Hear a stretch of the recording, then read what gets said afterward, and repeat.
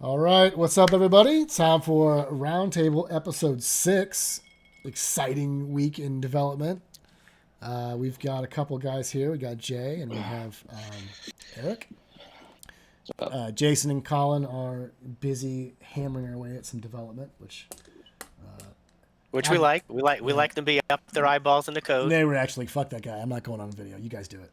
That's what happened. So you'll have to deal with the three of us, and we're going to cover some of the news. We've got all kinds of stuff. It's been a pretty busy week, to be honest. Yeah, big week, yeah. huge week. Yeah. So anyway, as always, Jay, you wanna throw us up something, and we can get started. Yeah. Here, let me get the first one up. I'll start off with the slow pitch of coin store machines will let you swap cash for Bitcoin at your local grocery store. Look, I get excited. I get excited every time I hear, Bitcoin or altcoin is available somewhere in the consumer market. I've got to believe that these little incremental news stories that we see come and go every week can only lead to a much bigger bull run when the next bull market comes about. So I'm looking to see if they have a number in here. And if it wasn't in this article, something like 20,000 stores come to mind. It was quite a bit. Do they say in that article what's the take for them? What's the percentage take they get? Oh, there you go, Debbie Downer. What's the take? No, they don't. I don't see where they talk about. Of course they don't. It's probably like 20% or some usury. Yeah, some ridiculous. Probably. Well, the reason I'm curious. The consumer's not going to know. I mean, well, the consumer will because figure it out. I'm asking because the ATMs, they're what was it like 15% or I don't know, I forget what the number was. It was pretty high. The ATMs, I was like, wow, people do that. But I guess you've got some pseudo anonymity there. Unless there's a camera and you're exchanging some ID, people who want to remain private and don't really want to mess around with things like local bitcoins or whatnot. I could see that. Well, and here's the thing: is those first ATM markets were kind of a novelty, and they're charging a high rate. Coinstar coming into the market is probably going to be a lower rate and drive the ATM fees down. And you just I can imagine that as you get more and more avenues to buy Bitcoin, those fees are going to have to come down. I mean, it's just going to be competition. Yeah. Well, some of that's market penetration too. I mean, the Coinstars probably already have a lot of locations they can just basically convert their equipment, right? I mean, if you've already got a Coinstar, they'd probably go and upgrade that machine to be Bitcoin capable. It's interesting. Yeah. Yeah. So anyway, it's a feel good. Let's see what else we have here. That wasn't a story. GitLab. I like Well, that was looking at the Lightning wallet. Actually, that was the Lightning wallet that Eric sent my way, and shamefully, I have not loaded it on this computer. But that's why that link was up. I think you did it, Eric. Was that the Blue Wallet? No, that wasn't the Blue Wallet. That was Lightning. That was one of the Node implementations. No, I've been trying to get you guys to get the Blue Wallet because it's an app on your phone and it's super easy just to fire up. You don't have to run a full node. It's just an app. It's easy as pie to set up and get started with. So we'll talk about that later. Okay. All right. Well, anyway, yeah. So next up is South America. Here's Argentina is using Bitcoin to settle export payments with Paraguay, which That's interesting. Yeah, really struck. I mean, it struck me as being unusual. Everything we've heard in the last couple of weeks has been tied to Venezuela and its trading partners. I don't know why. Test case, Bitcoin network's already up, built, secure. If they're thinking about, building their own systems or whatnot, they can use these as a trial run. Yeah, are they getting away from? Because I mean, it says right there, they're saying, look, we want to. It's a Swift Bank alternative. So why do they want a Swift alternative? Yeah. Is that monetary? Well, I mean, is it monetary? Is it Is it a sovereign issue? Like, do they not like the idea that Swift is kind of the gatekeeper there?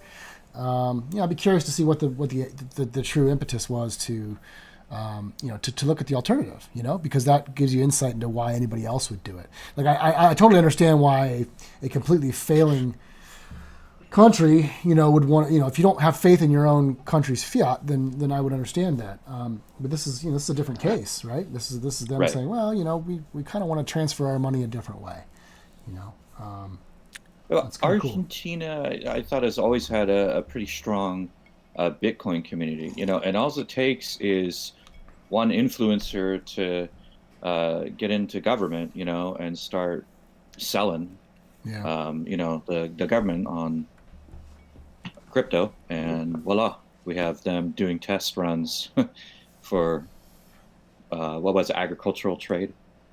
Well, and I gotta believe too that if you're any country and you're watching how Swift is being, has been used as a weapon now on multiple countries.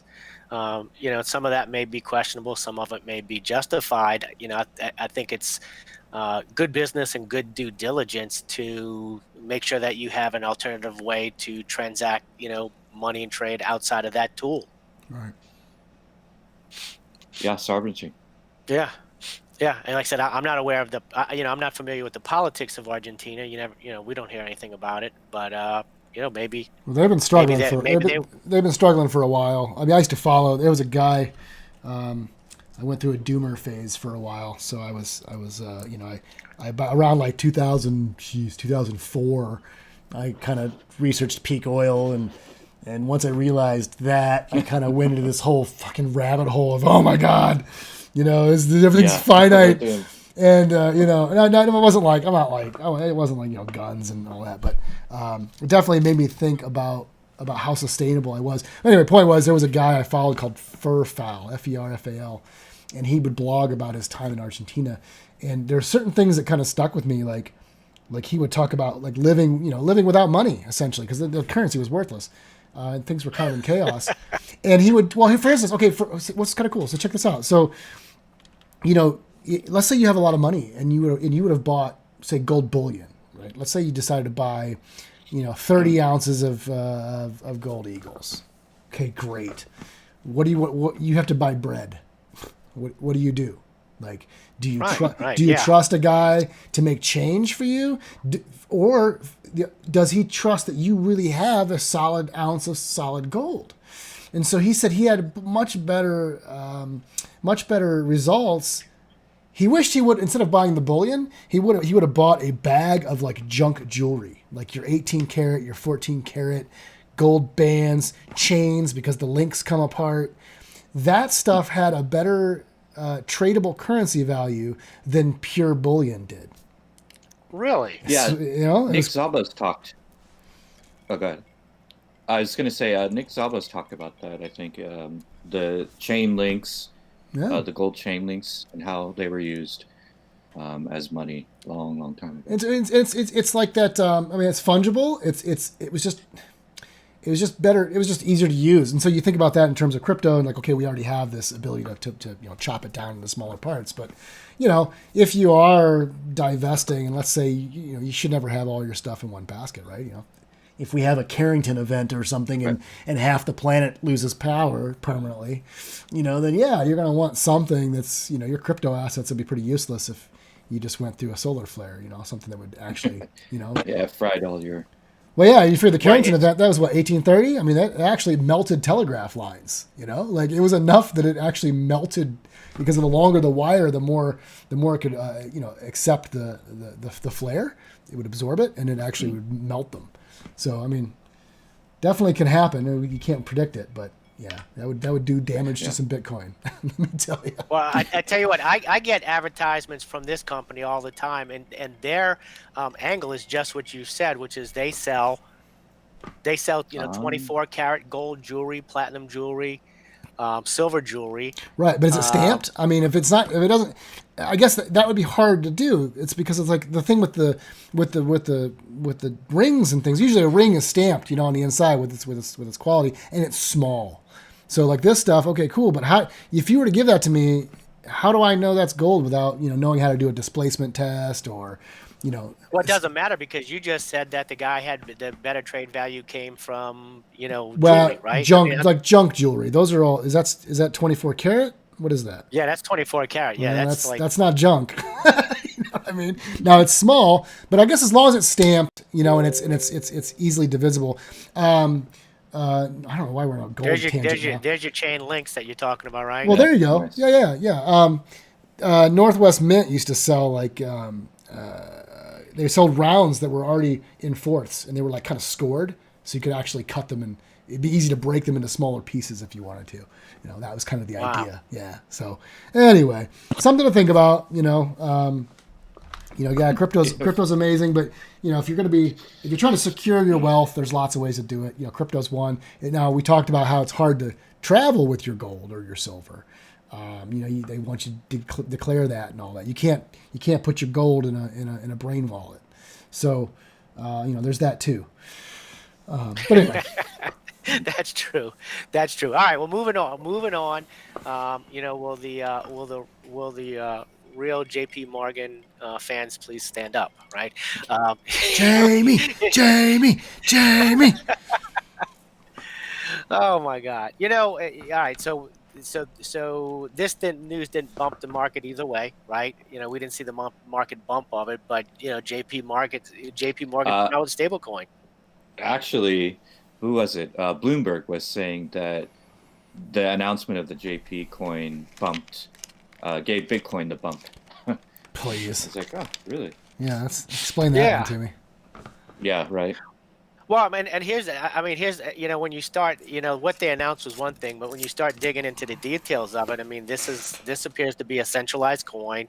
That yes, it's on a blockchain. That's probably only going to be transparent to high level JP Morgan customers, and it's going to be used primarily just for transactions between them and their customers. So right. I don't know that it's ever going to be anything. And that's what we said last week, right? We know that nothing's changed. Great. They have their own internal blockchain. Like, yeah.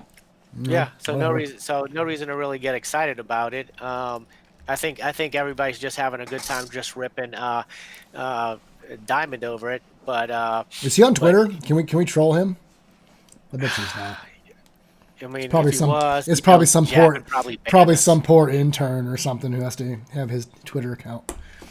Yeah, probably so. So we don't need to spend a lot of time on that. We talked about that week, and again, we cannot go without speaking of Swift, and without someone. But this is not a Ripple case, right? So we're not promoting Ripple in this one. Right.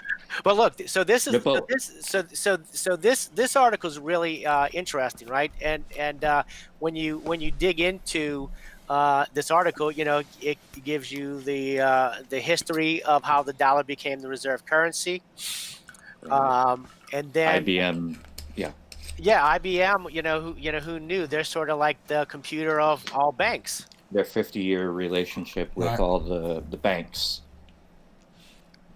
I can buy it. I can buy into this logic that if IBM decides that, hey, we're going to support an altcoin to do transactions, and it's being pushed by a guy in a nice white shirt and a tie, I could certainly see them competing with Swift. I guess just as much or not better than Ripple because they're trusted already. Right, and that really does come down to a trust thing because it's not the technology is already there. Like it shouldn't be out of the realm of possibility to see lots of people be able to come up with efficient blockchains for Swift type applications. What the key is convincing the banks to use that, and that for everybody to have this trust in the one because everybody has to use the same one. I think, right? Everybody has to do a settlement between banks. They're going to agree on what currency that is. Or what I shouldn't even say currency. What technology stack they're using, right? So yeah. So who's in best position to make that convincing argument? Probably somebody already well connected, somebody with deep pockets, somebody who's already facilitated other projects like that, or just. Does anybody know anything about Stellar? You guys know anything about Stellar? I haven't. Mm-hmm. Yes, Stellar was founded by what's his name, Jed or Jeb. who was one of the original Ripple founders, XRP founders, and then they had a falling out because his girlfriend, he hired her on with Ripple, and you know how that goes. You hire your girlfriend into the company, and shit's gonna happen. So yeah, right. That can't be good. Yeah, I can't remember correctly, but they left and started Stellar. Ah, okay. So it's Ripple 2.0, basically. Well, yeah, that was going to be my next question. So the Stellar and Ripple, nearly the same product? As far as tech, I don't know what's under the hood, but they're competing products. Okay. Well, then it looks like Ripple's just doing a better job marketing. Certainly in the public domain, but maybe Stellar's big. Well, they've never had a problem with marketing. I mean, come on. Yeah, but it's like, just because you've got a loud mouth doesn't mean you have the best solution, or you're, not working behind the scenes. Obviously, to partner with IBM, that's a big deal. Well, so it is. I agree. But if I were a Ripple fanboy, and I'm looking at this article, I would say, well, look, they're playing with numbers. They're saying IBM is currently used for 92% of the top 100 banks in the world. But hey, we already know Ripple's moved into 200 to 300 banks, worldwide, predominantly, in Asia. I guess if you're gonna give me that number, I need to know maybe what the holdings are of those 92% of those banks versus the 200-300 banks that Ripple's in, because maybe that the only true measure of comparison would be, I guess, the holdings of the resident banks of those technologies. I don't know. I mean, how would you compare apples to apples? You think is Ripple in a better position because they're in 300 banks we haven't heard of versus possibly IBM moving into 92% of the top 100 banks? I don't know. I personally would. I think I would go with the IBM. I was going to say the same because, thing. as I've said in the past, why would a bank even use Ripple when they can make their own stablecoin like JPM just did? Right. So. But yeah, who knows? No, IBM's the incumbent. You're right. IBM's the incumbent. It's hard to beat the incumbent. But fortunes and finances are shifting, and Asia, is obviously the future growth markets. So maybe Ripple's got a strategy that partnering with these Asian banks, they're going with the new financiers rather than the legacy, the old school European IBM customers. Well, and I'm just kind of wondering that, again, IBM is as a U.S. based company coming in with a stellar solution, would seem to be somewhat at odds with with Swift, which is essentially a U.S. controlled product, even though it's not U.S. based, and the people that we see leaving Swift are essentially people that don't want to be at the mercy of the U.S. And see Swift as the weapon it is. So I'm wondering, if Swift if Swift, as they're talking about, comes out with their digital or cryptocurrency of some sort, maybe that kind of nullifies all of it, because we have to assume that Swift is also running on IBM computers. Yeah, for sure. Right. So IBM's playing both sides. Yeah, good point. Well, with that silence, we'll just move on to the next article. yeah, it's all speculation. I mean, yeah, there's something happening, but shit, we're so early. It's so hard to tell. It is, but it's interesting. Okay, so SEC's Hester Pierce and the CFTC's Quintez offer perspective into possible listing approval. So we're back to BTF. We're back to Bitcoin ETFs, right? And whether or not they're going to come up. I thought I saw today that we've got another timer starts today or starts tomorrow. Yeah, Gosh, who is the company? I know the Gabor is one of the guys behind it. Who? You're not talking about Backed, or are we talking about? No, the ETF, the one that they pulled. Was it last month or earlier this month during the Oh shutdown? yeah. That's Yeah. right. They pulled their The ETF. clock's already ticking on that one, though. I think he's talking about another one that maybe went in. Oh, This, really? this, yeah, this name, this Quintez, I didn't recognize that. Pull that up again, Jay. Or let me switch over to it. Hester Pierce and CFTC's Quintez offer perspective into a possible listing approval. Blah blah blah. Scroll down. I didn't read this one. Yep. Blah, blah, blah. Well, same thing. At the SEC, we've been unwilling to sign off on a Yeah. Bitcoin ETF. Right.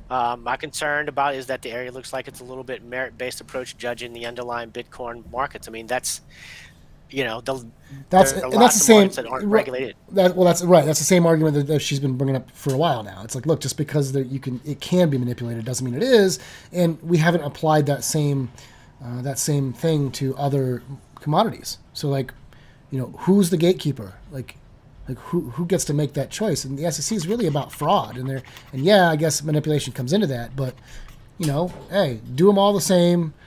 Or not. You can't pick and choose this way, and she's basically saying, look, we're kind of taking on too much responsibility here. The mandate The of the FTC, meaning the FTC is taking too the much SEC is. She's saying the SEC is trying to do too much. The role of the SEC is to protect the American investors from direct fraud and from like people running scams and shit. You know what I mean? And so, and bucket shops and all the stuff that's happened over the years. So I think they're so afraid of new technology. They don't want to be wrong, I think is the thing. So they're like, well, wait, hold on, we got to figure this out. And they don't, there's nothing against, there's nothing that makes them have to hurry, right? The people aren't like screaming and running with pitchforks saying, we demand our ETF, right? So there's nothing to lose from dragging their feet. But there's everything to lose for them to not drag their feet, approve something, and then it goes all bad. And they're like, well, why didn't you do something? That's your job, So I get it, but at least Pierce is kind of carrying the banner there and asking the right questions and being very vocal about it. Sounds why, and it doesn't sound like Quintez is too far off the mark with what she's saying. I mean, he's not. It sounds like he's a little bit more political in his response, but I think it doesn't sound like he's again I guess he's the head of the Commodity Futures Trading Commission. Sure. He does not share the same opinion as the SEC. Well, I don't. But the CFTC, I mean, what regulation power do they even have? Like, I guess they can list things or not list things. That's a really good question. I'm not going to sit there and tell you I know exactly where the overlap, ends. But they do have. So right there, it says right there in the article. The commissioner further claimed the CFTC has fraud enforcement jurisdiction only in the commodity space, and so, Bitcoin is property. Is it a commodity? Right. Again, it all comes down to what we're going to call these things, and do all of these things fall into their correct classification. And I think what we're seeing really is just an explosion of new things that break the old rules, the old containers that things could be put into.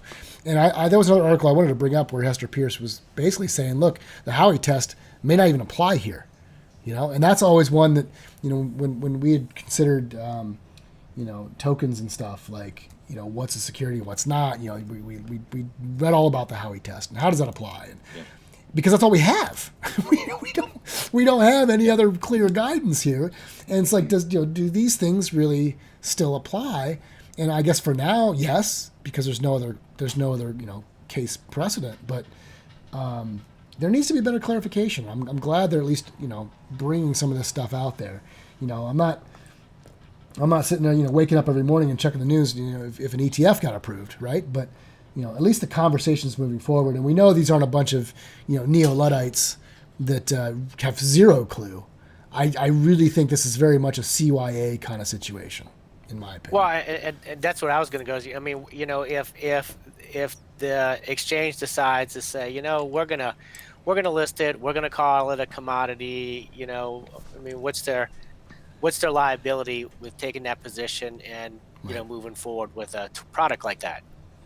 Well, I mean, their mandate is to be right, and they don't want to be wrong. So it's like, somebody has to make a call at some point.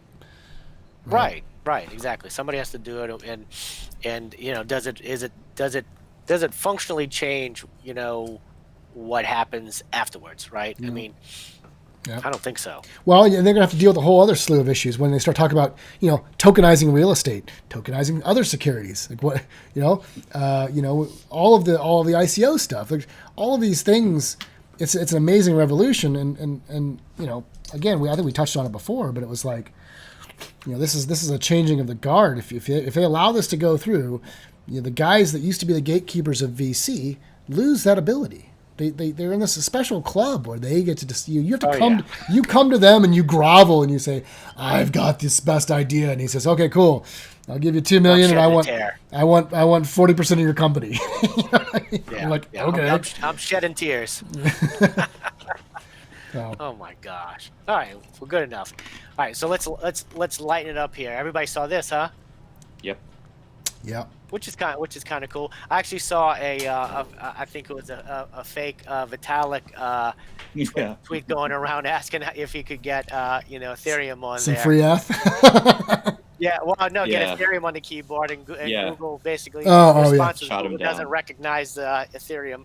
Yeah, it was a good meme, and the ETH people got pretty bent out of shape about it. But perfect troll. Come on, guys. It's crypto Twitter. Yeah. No, look, it's a step forward, right? It's a step forward. So we'll go to something with a little bit more meat, but I think we needed to say that. Go ahead. We could still. I was going to say I still haven't been able to get that to come up on my iPhone. I was trying, and I couldn't get it to come up. I don't know. Is it in one of the? Is it maybe? I just had an update come in. Where are you? I'm not sure. Are you on iOS?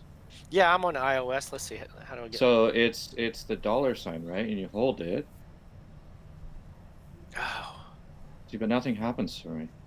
Oh yeah, it's all blank. Okay, yeah. When I just hold it, nothing but. Yeah. Right. Yeah.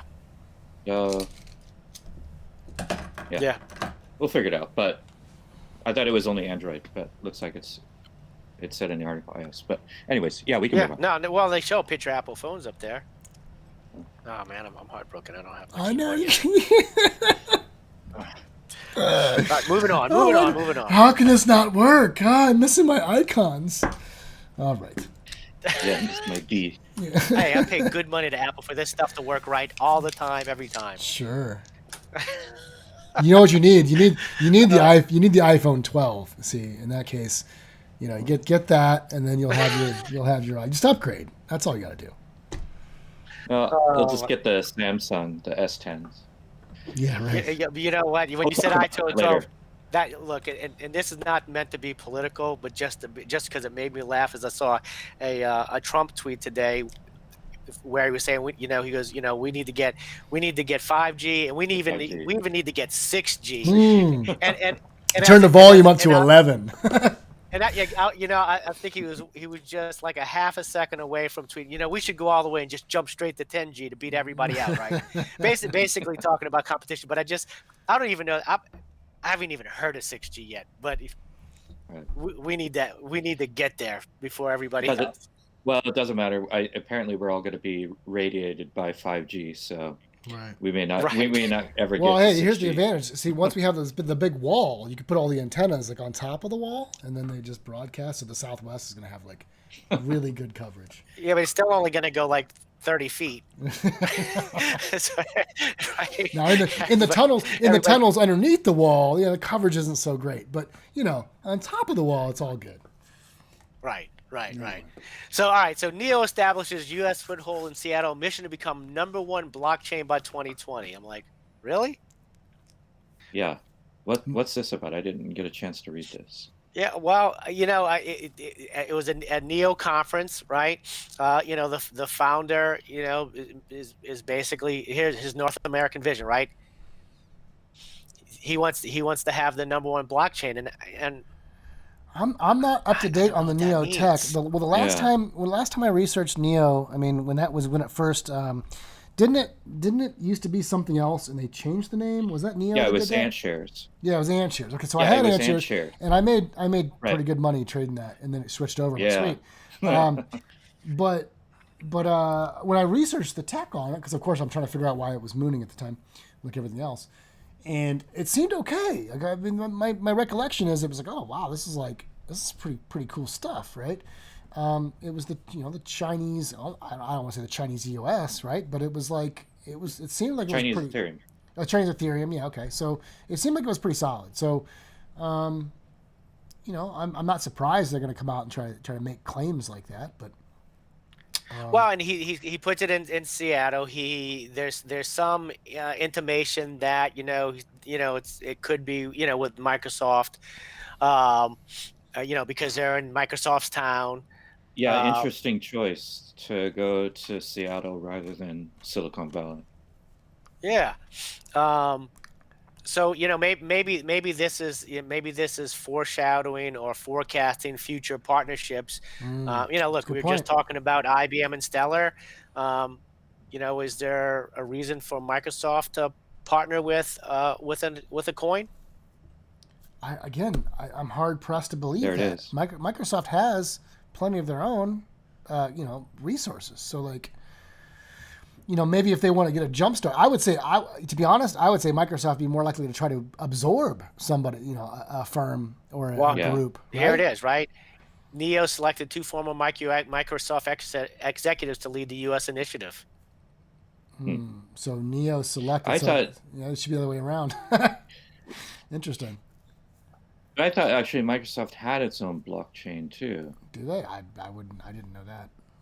Again, It wouldn't surprise me. Wouldn't be surprising, right? But so they went and tapped Microsoft for their assets to help develop their own chain. Well, and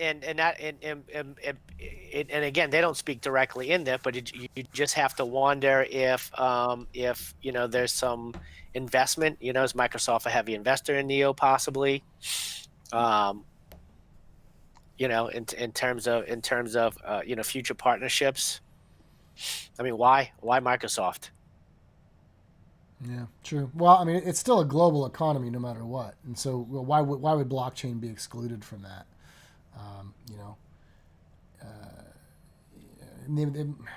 they must have seen something they liked, right? There had to be some reason they decided to tap, Microsoft for more. Yeah, for there more was help. if you scroll up, there was a quote that that Dong Hongfei guy was talking about. If you want to do finance, you go to New York. If you want to do whatever social Okay. media, go to Right here. Bay. But if you want to do serious software development, Nice, Seattle. interesting. Well, and here's the other thing that comes to mind. That's a pretty hard dig at San Fran. Jeez. Wow. Well, and here's what comes to mind. It's not mentioned at all in here, but one of my, if you're talking about blockchain and you're talking about the industrial sector, logistics, things of that nature, one of Microsoft's biggest products, and that is Microsoft Dynamics. And maybe maybe they're looking at integration with Microsoft Dynamics, because that could get them in all types of manufacturing facilities. Yeah. And that's just a look. I said it here. Mark it on a calendar somewhere, but that would not surprise me, right? When you talk about where Microsoft comes into blockchain, and where their foothold is in that type of industry, I would say manufacturing with the Microsoft Dynamics product. So, Yeah, definitely a strategic move to go up there and try and do something with Microsoft. The 800-pound gorilla. yeah, no, it should be interesting. You ready to move on? Is See what we got next. it here. 800-pound gorilla? I think I was just using that term the other day, and I said 900-pound gorilla. What's the proper Maybe proper they lost poundage? a little weight. Well, They lost a little weight. yeah, it depends on what season it is. If it's summer, they're a little. So it's like usually a little leaner. like a Jenny Craig gorilla. All right, got it. Yeah. This one may have, look, we're headed towards spring. They want to trim down. You want to have an 800-pound rip gorilla. Right. Not It's the like not the abs and 900-pound shit. holiday, All right. not the holiday gorilla between Thanksgiving and New Year's. So look at this. So Tron officially becomes Okay. the #1 DApp platform in the world. Look, That's there's pretty big news. I mean, we're paying attention to this. They're smoking Ethereum. That the ad blocker kills that kind of stuff. Right? They're killing them. According to the data, Tron has 267,000 total DApp users in the past 2 months, which is followed by EOS with 197,000 DApp users and Ethereum with 151,000 users within the Right. same period. And Tron has the highest number of active users compared to both of those as well, being 16, 13, and 16,000, 13,000, and 2,000. Which looking at the number of active users in the Ethereum side is really a It's crazy. dismal number. It's crazy. I mean, Ethereum is, they're again. You talk about 800-pound, 900-pound gorilla. Like, as far as smart contract space goes, like that's it.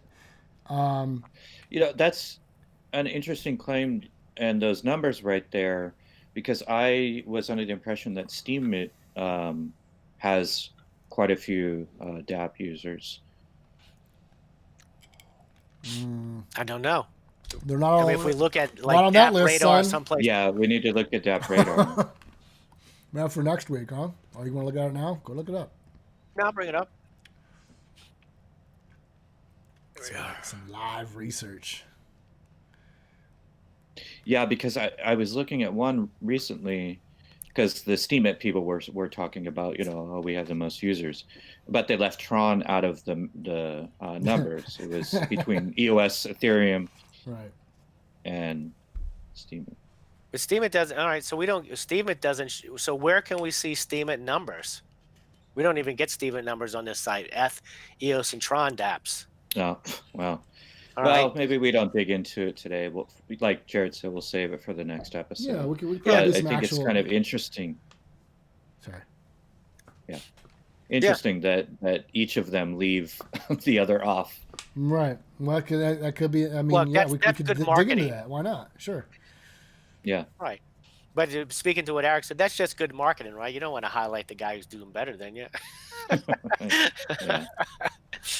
Fair enough. So for So- next week, let's find a Steemit DApp comparison. Yeah.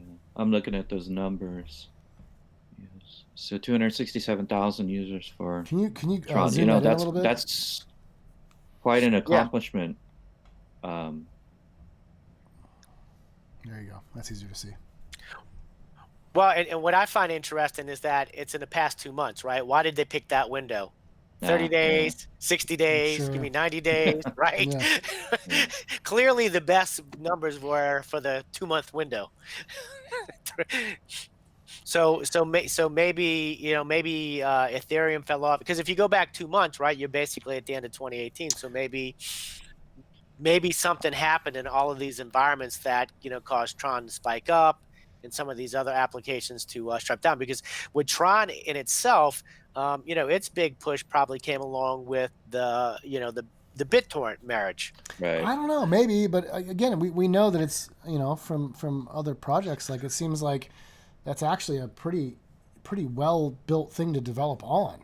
And so I can't speak to Ethereum. I never tried to develop anything on Ethereum or do any projects there, but it definitely had no barriers to entry.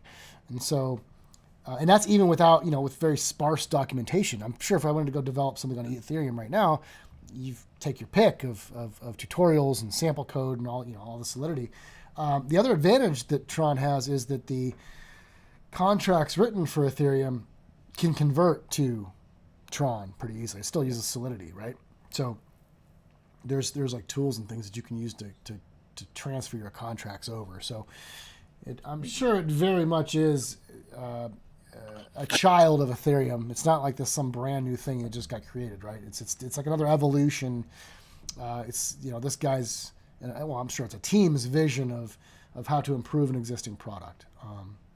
Well, and look at this bottom chart here, right? Again, so they're showing us a very specific 2-month window, but you can clearly see EOS, which is the blue line, starting at 1216 is tapering down, right? Mm-hmm. something was going on with EOS. It was tapering down. Ethereum, which is the bottom line, is is basically dead, right? Dead. But if you look at Tron, and again, if you're just averaging numbers, Tron has this has this median number with this one huge spike. And the same thing if you look at the users. If you look at the users, you can see Tron, begins to escalate right at the at the end of the year. It's got the spike at 1216, right, and then it just starts to increase. It's interesting that the EOS daily users, tend to be holding their ground while the volume has dropped, though. Yeah, that's interesting. Yeah, that could probably segue into the. I mean, there was some EOS news too, right? There was. Did you have that on the list about the block producers? And, let's see which one was that. Did I throw you for a curveball on that one? That was a link I shared in the Discord. Right, Jared? Are we talking about the same one? Mm-hmm. Yeah. Okay, hold up. I'm looking for it. I read that same article. I found it interesting. It was there's by Anson. guy came out and talked about a serious issue with the EOS blockchain, that there's only 5 groups, 5 block producers that have the full chain state, and in the past 8 months, it's risen. The blockchain has risen between 4 and 5 terabytes. Right, but I thought I was reading too in that same Twitter link, though, it was talking about that it wasn't really. It was kind of misleading. I think it sounded like there was only so many block producers that had API access for the applications, which was causing the slowdown. It wasn't that were the only ones that had the full blockchain. It was that they were, hey, we're providing API access and we're not getting paid for it, and it was causing problems. That's what I was reading through the Twitter feed. I haven't dug into the whole EOS thing, but sounded like there was more to it than just what that headline said. Well, no, I watched the video that the guy made, and he really thoroughly went through, what's happening. They've got some major issues with the growth of that blockchain. Now, in the video, he talks about things that they're doing to try and resolve it, but basically, those 5 block producers more or less running the show. I don't understand. So we have 21. We have 21. BPs, right? So there's supposed to be 21. Yeah. So how come there's only 5? Well, no. The 21 are the ones that get the reward. Then I think there's another random one that outside of that 21 that gets one of the random block rewards. And those 5 producers aren't part of that 21 right now. Oh wow! So I must have missed that. So wait a minute. Yeah. wait a minute. Yeah, you gotta watch. You gotta watch the video. I have to watch it. Yeah, he I must have missed out. Lays everything out, explains it all, and each one of those block producers has a different API. I thought the BP. Okay. So you're telling me that people that are, do they have voting power? Like, so they're not part of the 21, but they're the ones that are producing the actual blocks. I don't get that. Yes.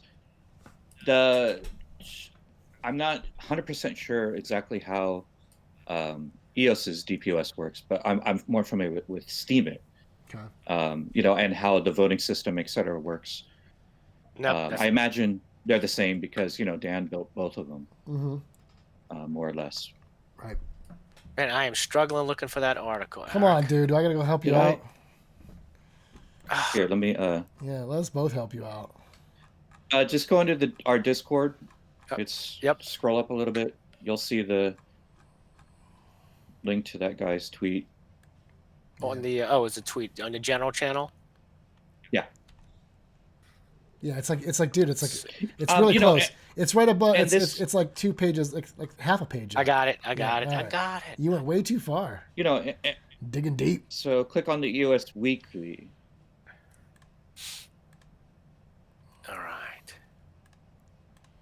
Is That's this where you want me That's to go? the one, son. Yeah. So that video right there, he lays it out. I mean, he's part of the EOS community. He's not, a troll like I would be, and he clearly lays out what's going on with the blockchain. That it's a huge liability, and this is how we think we can fix it. Right. So I mean, they're So now, aware of it, but do you think they're a victim of kind of what everybody else was saying, like that we didn't understand, like that we were about to hit into a huge crypto winter, and there was this complete disinterest, and that you still have all these transactions and all these things that need to be done, but there's no financial incentive to do so, because everything's kind of slowed down. Is that? Yeah, I'm not sure about the financial end of it. I mean, he talks about one of the witnesses are going to start charging the dApps for access to the complete full history of the blockchain. Okay. Right? So that's one way to offset costs. Yeah, but there's issues, and I mean, this is one of the problems with having blockchains that can do everything. You get these coded chains, and you're going to hit a wall with what kind of machines can run those blockchains. I'm trying to figure out how they're 8 terabytes of data, and what are they running on it? I mean, how many? Except if they're getting beat by Tron, like how big's the Tron blockchain right now? Like, I'm just trying. That's a good question. You know what I'm saying? Like, yeah. So I mean, they're not super popular right now. So like, where's this data coming from? This can definitely apply, I think, to Tron as well. Tron's going to have to deal with probably these issues. If Tron has the transaction volume, so get ready. Yeah, it makes you wonder how you deal with that. Like, because in normal IT, right, you can prune a database. You can say, look, I've got data problems. It's slow, it's sluggish. I'm trying to access this data, and it's slow as fuck. And oh wait, there's 10 years of data here. We really only need the last 2. So how about we prune off the last 8? We put that in an archive, and when we need it, we can call it. But we really only need access all the time to the last 2 years. So in a blockchain sense, can you do that? Can we all agree that we prune off an old part of the blockchain and it's archived, and you can still sync the archive in a trust manner between everybody? Everybody agrees that this archive is legit, and we all agree on it because we all have the same copy.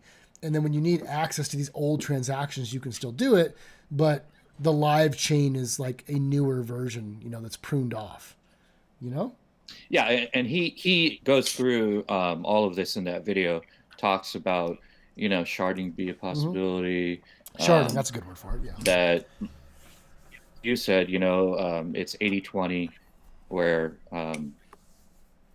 the top 20%, the most recent 20% of the blockchain is the one that's most commonly accessed. Sure. While the lower 80 half, doesn't get as much.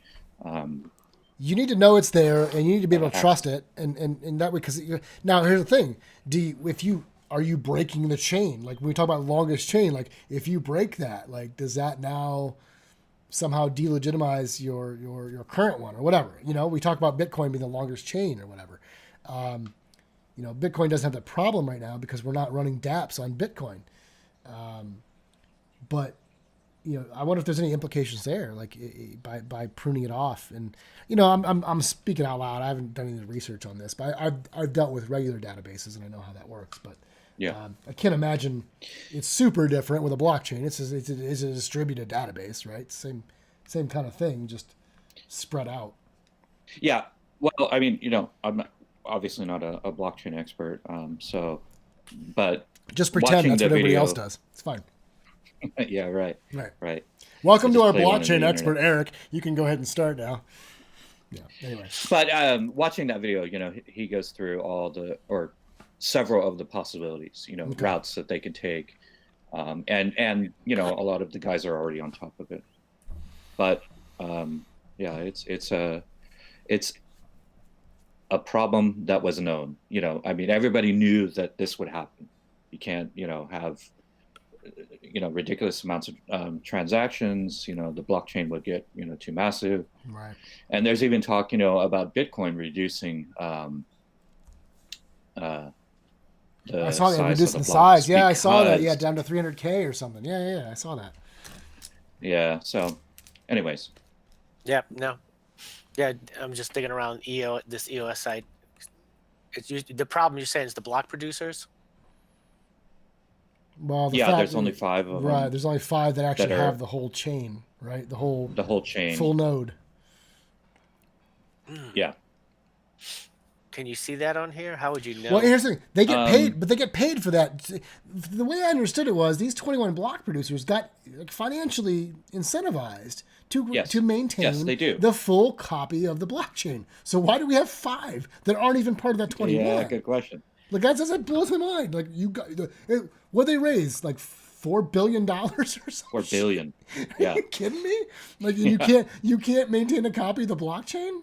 For fuck's sake, give me the job. I'll spin up. I need more hard drive I was space. right. Let me go know. build a few NASs and I'll fucking join the club. Like, killing me, man.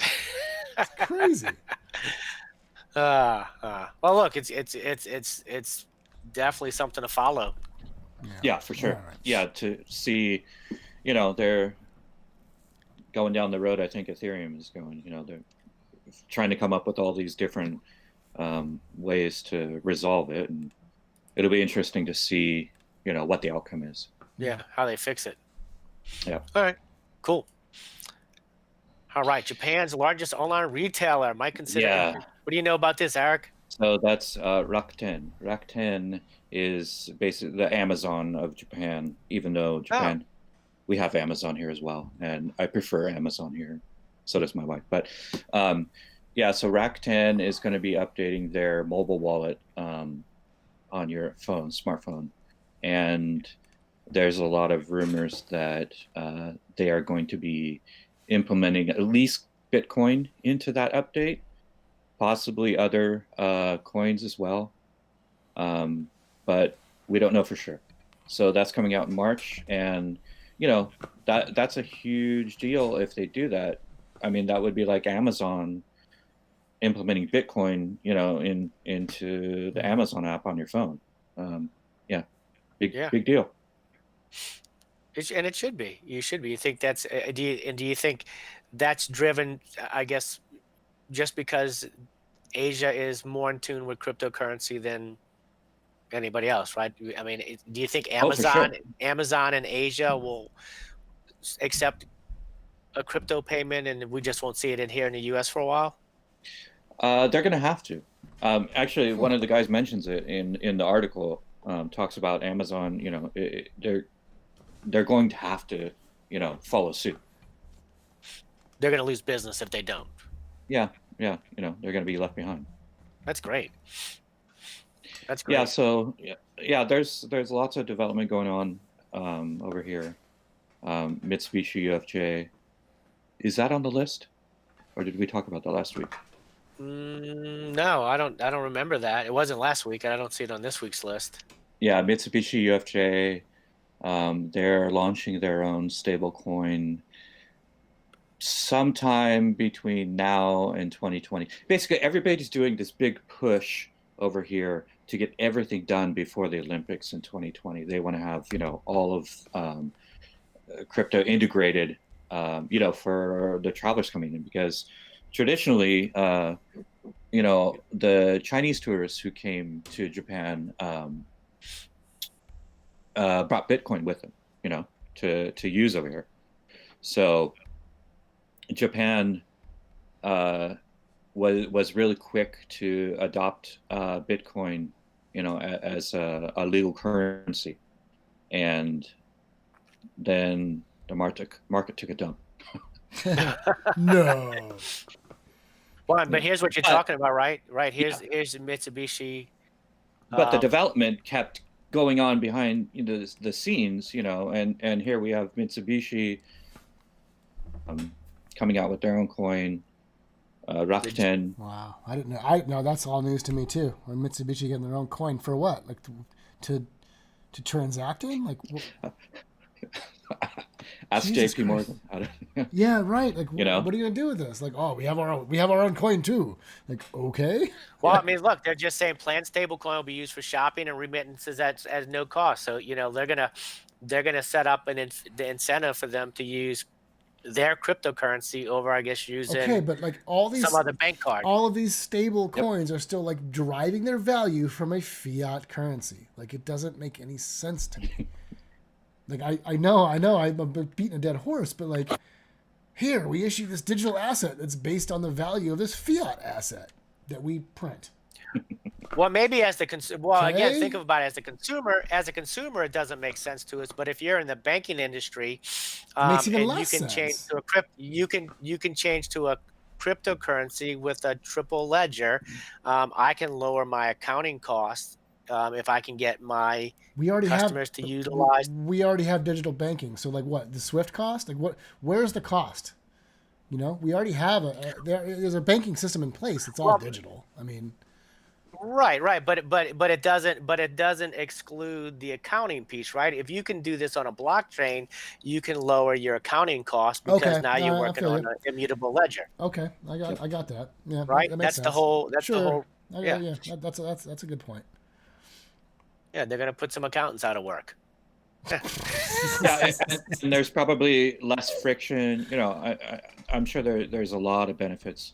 You know, going in house rather than using the legacy system.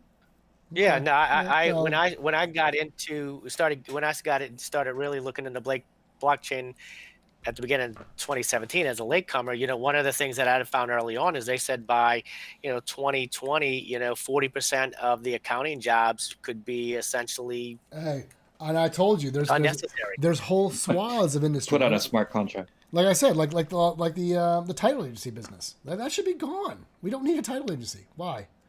You know, all Yeah, that, you do. I Why? that was one of my first jobs out of school. I was a title searcher. I had to go through the old docs and Okay. make sure that the chain of title was correct.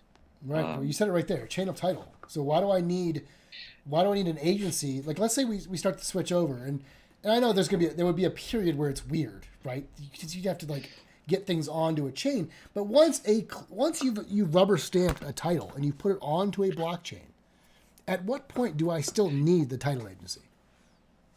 Yeah, no, true. Once you get the clusterfuck of the Right. title Yeah. cleaned Yeah. up, I'm talking which about. believe me, Oh, I know it'd be a nasty. those titles are messed up. I'm sure. Trust me. I'll tell you So, offline about a current thing I'm dealing with that deals with chain of title, but that would never have happened, mind you, if blockchain was around. But I'm just saying, like from a functional perspective, you don't need a title agency to stamp things once you have a piece of property that's on the chain and it's good and we all trust it. I guess you still need an agency to it's do insurance. the transfer, right? You still need somebody to, like, how does that property change hands? The blockchain is the ledger, but you still have to have like this agreement between parties. And so unless it gets to the point where you and I have smartphones and I want to buy your house, I send you Bitcoin, you send me the title on the title chain, like maybe in the far future that's what happens, right? We have all this technology that we can literally do those transactions peer to peer because all of the tokenized assets are trusted and accessible to everybody. Does that make sense? Like you don't need the third party Yeah. because Yeah. it's on the chain. Trusted is the key word. Well, that's yeah, what and once that trust is there, but that that's eliminates the people and the insurance agencies. All those things get reduced. but that's the purpose of the decentralized thing, right? It's trusted because of the technology that's underlying it, right? It's trusted because of the way that it works. There's no central authority to worry about. Everybody's got a distributed ledger. It's cryptographically secure until such a point that it's not. I guess that's a whole other story. But anyway, Yeah. Good enough. Well, Eric, you threw this Yeah, one out. so yeah, since we're over here in Asia, yeah, the big news, Samsung Galaxy, the new 10s came out, and supposedly they have some sort of hardware inside that will protect your private keys. You Right. have now a wallet on your phone that's secure. Somebody was saying that's going to give wallet access to like 40 million new customers, which, when you're talking about adoption, Huge. yeah, that's a big number. That's huge. Yeah, so in Huge. the teasers, they haven't said Huge. exactly the details about it, but there was a teaser video out that showed a wallet, them transacting with it, that had Ethereum and Bitcoin in it. That's huge. It's So, huge. It's gonna be yeah, amazing. Samsung, they have what, 20, I think somebody said 20, the article said 20% of the market share for all smartphones globally. Yeah, I'm digging for it, but I believe it. I mean, Samsung. I thought I would have thought, And all three variations of that phone have this integrated into it. So, yeah, I definitely would be interested. I'm not a Android guy, but something like this, I'd like to get my hands on and play around with it. I might. I tell you Yeah, what. that Look, should be- I still have my. I still have a Nexus 6P, which, if I believe the U.S. government, it's constantly spying on me, right? But this phone's been a fucking tank. They are. Dude, I'm telling you this. I love this phone. Like I put a new battery Actually, in it. Jared, I What? don't think the Samsungs are going to be available in the States. Oh. Oh wow, Yeah, really? yeah. Awesome. Yeah. Fuck you guys. All right. I'll Didn't bring want you your back shitty one. phone Bring anyway, you back one from Samsung. Asia. Wow. I'll buy one over here for you and bring it back. Wow. Wow. All right, man. Let's talk about Jack's new toy, right? Yeah. Tip it. Yes. Tip me. All right, I'm all We have, over this. Hey, we have an Acuitas channel, right? You can tip us too for all the awesome tweeting that we do. Yes. I think this is cool, man. Talk about it, Eric. Tell us. Okay, so yeah, Tippin' Me is what do we call it? It's like a wallet that only you can't send transactions out other than moving. You can't tip it. You can't purchase. You can only move your coins out of it, but you receive tips into it. So tip jar basically in satoshis for Lightning Network. So people on Twitter can actually there's several layers to this. So Tipping Me is the actual official way to receive tips from Twitter, and that's a plugin on Chrome and I believe Firefox. The other one is Lightning Joule. Now, what Lightning Joule does, you need to run your own node, Lightning node, in order to get this all set up. But it's also a plugin on Chrome, Firefox, Brave, and Opera. And what that does is that actually on your Twitter feed will put a little lightning symbol on, next to the like button. So, if you see a tweet, you can just click that and automatically tip, and it will go into the Tippin' Me jar. Like I said, I'm really interested to see what that how this works out. This is a big experiment. Oh, it's huge. And Jack was playing around with it, and this whole month he's been talking about Bitcoin and Lightning on Twitter. So, and You we think heard that was planned? Well, what another interesting thing is that character limit on the tweets. He raised the character limit. I think it's 256 now. That fits a Lightning invoice. And somebody mentioned that on a tweet, and he said, he agreed with it. And if you listen to that Stephen Levera podcast, Jack and the Square guys have been into Bitcoin, for quite a while, since like 2014. So, when you start kind of piecing things together behind the scenes, raising that character limit on the tweets to match Lightning invoice. Yeah. That's really interesting. That's significant. Yeah. So, and I think he pretty much confirmed that they're looking to integrate the whole tipping service into Twitter. You can already do it right now without Twitter officially, having it as part of the app. But if they did pull the trigger and implemented it, that would be a big deal. Yeah. Yeah, no, I mean, it looks. Look, I just signed up real quick. But Oh, good. I mean, so yeah, I'll send you over some sats. yeah, I mean, basically, you got a QR code. Lots of zeros, Eric. Lots of zeros. Okay. Dude, I just signed in, right? You got to tip it. You got the code to add a button. I don't know what the hell a taco is.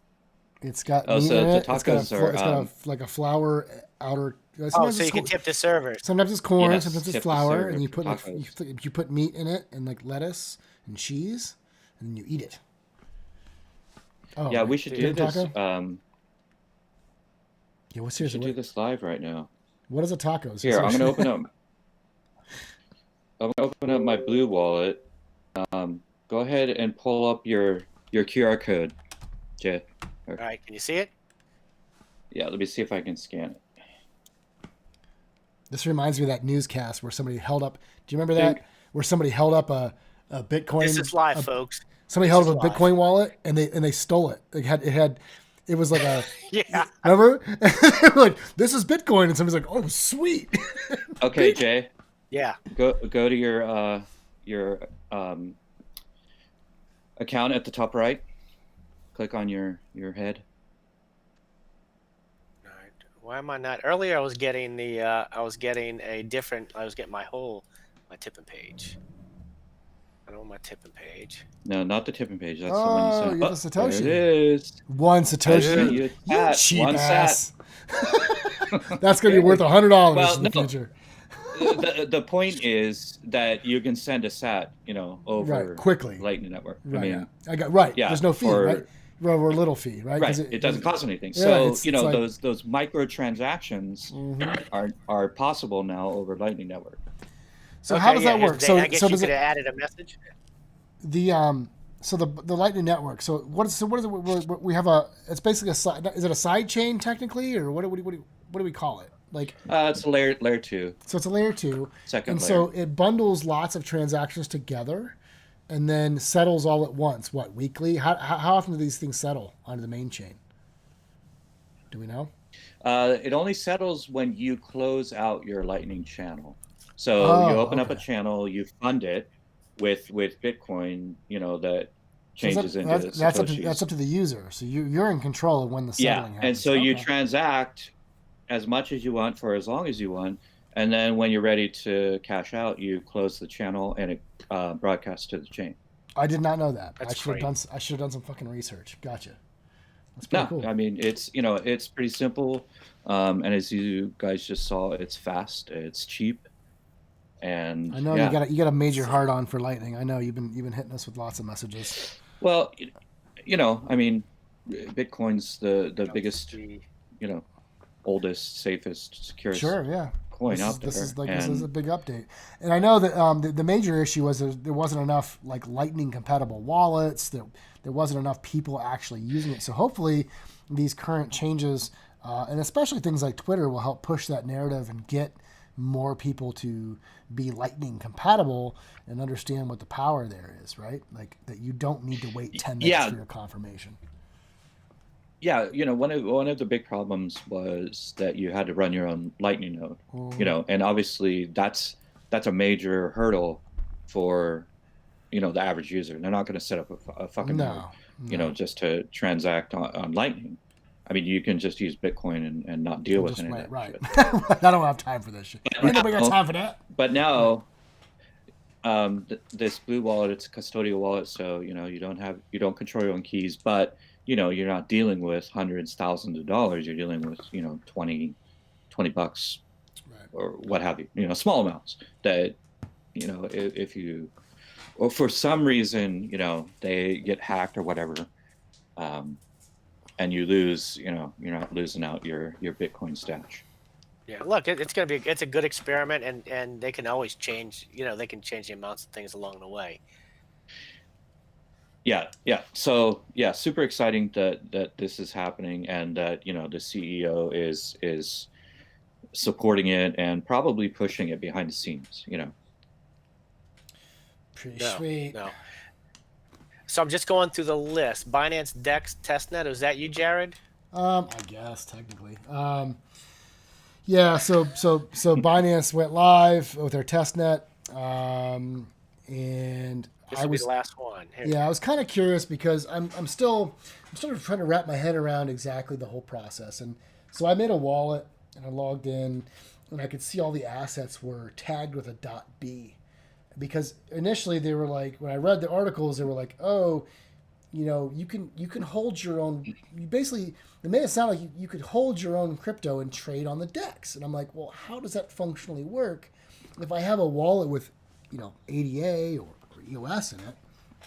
How does that? What's the technology that connects my wallet to the exchange, peer to peer with somebody else, and the matching engine, all the guts of how this works? And I'm like, man, that sounds pretty crazy. Like, so I kept waiting. So logged in, and I saw my assets tagged with a .b. If you look in the left-hand corner of that, you can see. If you zoom in, you can probably see it. Yeah, you can see it right here. Yeah, ADA.B, right? Which tells me that's more like an IOU, I think. So Open Ledger, I was a big BitShares guy, and they did the same kind of thing. If you traded on the BitShares DEX, you traded things, but they weren't unless it was a coin built on the BitShares network. What you're really trading is this IOU, right? And if you were like, if I traded the Bitcoin, it was like this IOU for Bitcoin. For me to get my actual Bitcoin, I had to go to a ledger, the Open Ledger, or I think there's others too, and you would exchange your IOUs for the actual coin, which then you could withdraw to your wallet. I think from what I can tell, this is the same thing Binance is doing.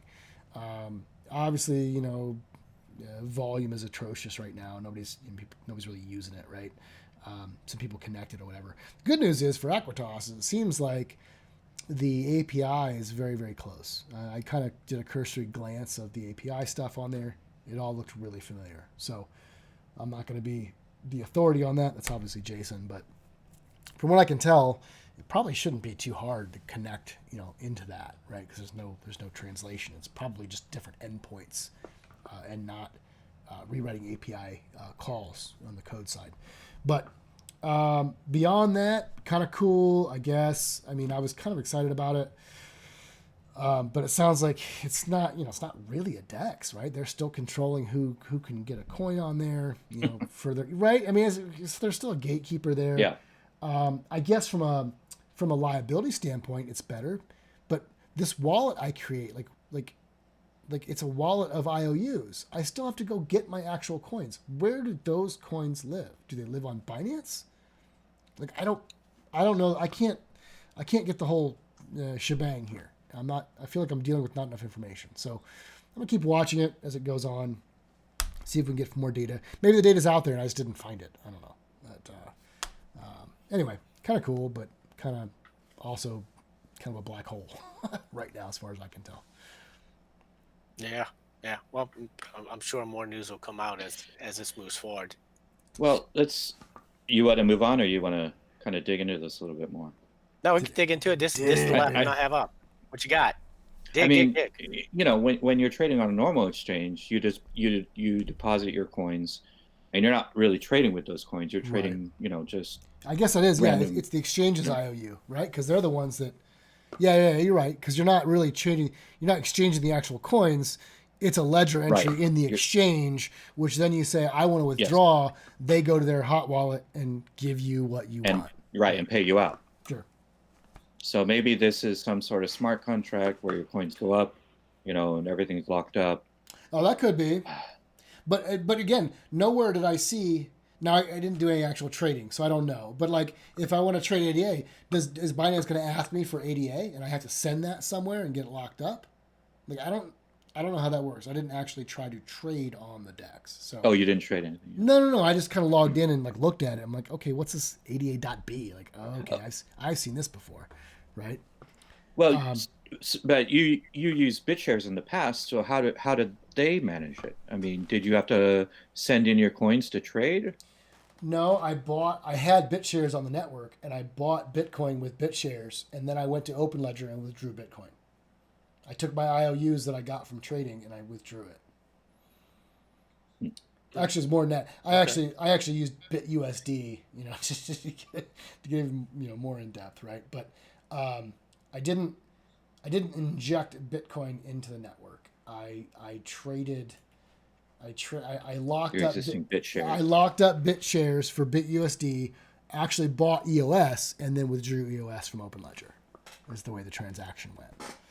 But at no point on the exchange did I actually own physical EOS. I then had to go withdraw it, but it wasn't through the DEX. It was through OpenLedger that I got the actual EOS from. So.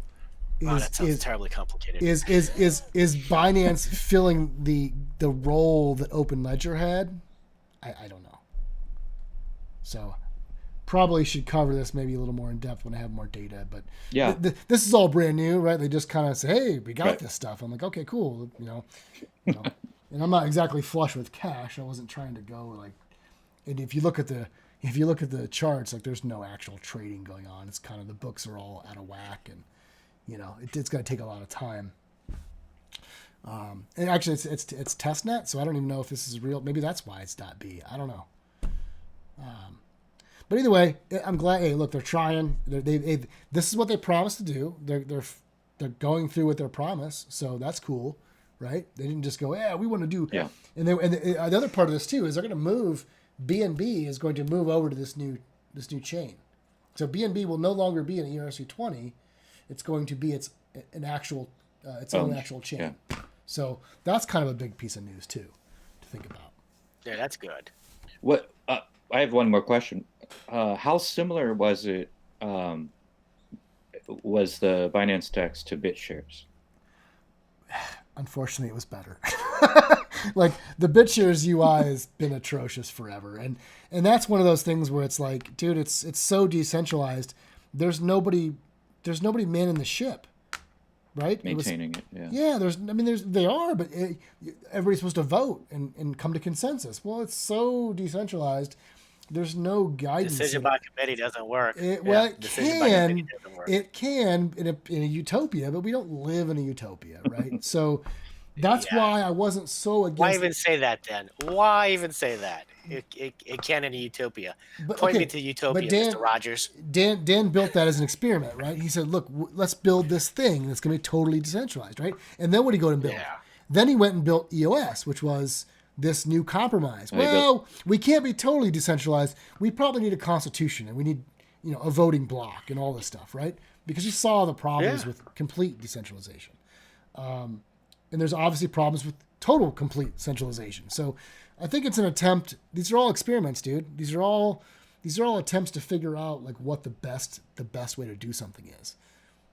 And we're alive. We're alive and watching all of this come to fruition and grow or die, as they may. So well, look, it's great, and you just said, that's it. The things that aren't working, man, they just you need to prune. You just kind of, so you don't kill the whole tree, right? Well, or let some of this stuff or again, they die by just natural entropy. Oh, natural ugly deaths. Right. I mean, if somebody you don't use it, it's going to die, right? And so, in a way, that's kind of a people's vote. If you don't use it, it has no utility. Therefore, it ceases to exist. Let's incorporate some euthanasia, right? Let's put it down before it suffers too much. Yeah, there's plenty of zombie coins out there. No doubt. I know. I'm a bag holder in a few. Well, they could kill more than half that. Hey, half that list. Next week, let's compare bags, dude. Let's see who's got the bigger bag. Yeah, No, they just need to kill more than half those coins and just let them go. Yeah. All right, Jared, that's it. Okay. That's it. We're good. Wow. 1 hour and 20 minutes. We hit last week's episode. Yeah, it's about an hour and 20. That's pretty long. If you're still with us, thank you for listening. Hopefully we've imparted some kind of knowledge to you. And that's pretty much it. We'll see you next week with the week in review. All right, guys. We'll talk to you later. All right, guys. Later. See ya. Bye. Bye.